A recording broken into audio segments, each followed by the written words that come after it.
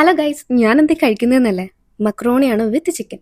ആദ്യമായിട്ട് ഒരു സാധനം ഉണ്ടാക്കിയിട്ട് സക്സസ് ആവുന്നത് ആ സന്തോഷം എൻ്റെ മുഖത്ത് നന്നായിട്ട് അറിയുന്നുണ്ട് അല്ലേ?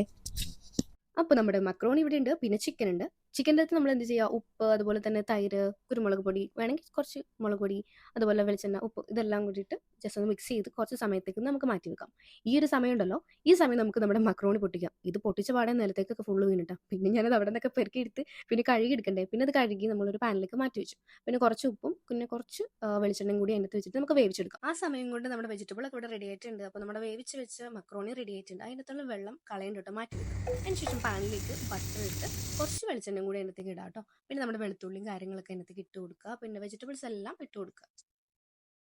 വെജിറ്റബിൾ സെറ്റായ സമയം കൊണ്ട് നമുക്ക് ആ ചിക്കൻ എല്ലാം അതിലേക്ക് ഇട്ട് കൊടുത്ത് ജസ്റ്റ് ഒന്ന് വെന്ത് 5 മിനിറ്റ് വെക്കുക. പിന്നെ ഞാൻ ഇവിടെ കുക്കിംഗ് ക്രീമാണ് യൂസ് ചെയ്തിരിക്കുന്നത്. പിന്നെ നമ്മുടെ മക്രോണി വേവിച്ച വെള്ളം ഉണ്ടല്ലോ, ആ വെള്ളം അതിലേക്ക് ഒഴിച്ച് കൊടുക്കുക. കുറച്ച് കഴിഞ്ഞിട്ട് നമ്മുടെ മക്രോണി ഇടുക.